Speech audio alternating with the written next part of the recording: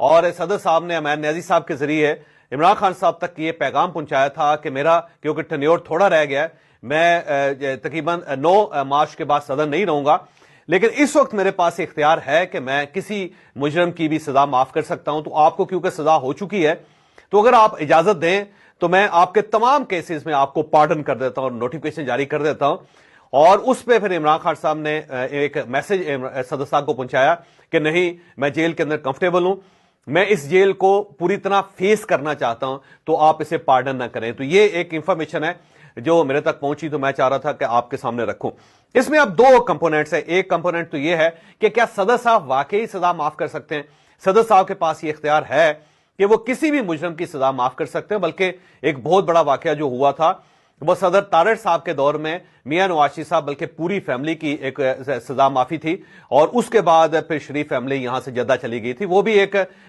Stroke کے ساتھ، ایک سائن کے ساتھ وہ سزا بھی معاف ہو گئی تھی۔ اور اس کے ساتھ ساتھ صدر جو ہیں ان کے پاس یہ پورا اختیار ہوتا ہے کہ جب کسی کو پھانسی کی سزا ہونے لگتی ہے اور ساری عدالتوں سے ہو کے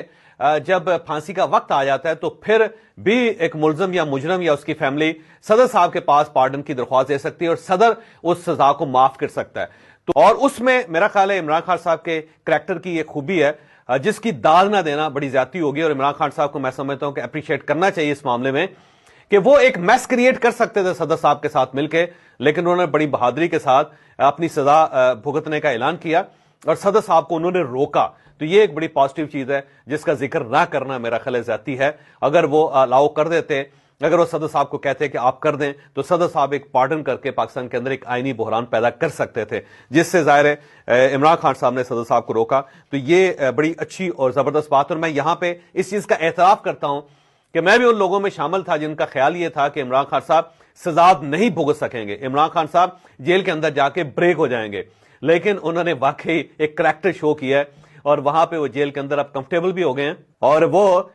وہاں پہ ٹھیک ٹھاک اب ریلیکس بھی ہیں۔ ان کا جو سب سے بڑا ایشو تھا وہ تھا ورزش، تو انہیں ظاہر ورزش کی فیسلٹی مل گئی ہے، اب وہ اس چھوٹے سے سیل کے اندر مکمل طور پہ کمفرٹیبل ہیں، بلکہ جب بھی وہ عدالت کے اندر جاتے ہیں تو کیمروں کی طرف دیکھ کے وہ ہاتھ بھی ہلاتے ہیں اور اس طرح بھی کرتے ہیں، اور پھر وہاں پہ جیسچر دیتے ہیں کہ کوئی ایسا مسئلہ نہیں ہے، میں یہاں پہ کمفرٹیبل ہوں، بلکہ میں موت تک جیل کے اندر رہنے کے لیے تیار بیٹھا ہوں۔ تو یہ ایک بڑا سرپرائز ہے جو ظاہر ہے میرا نہیں خیال پاکستان میں کوئی شخص ایکسپیکٹ کر رہا تھا۔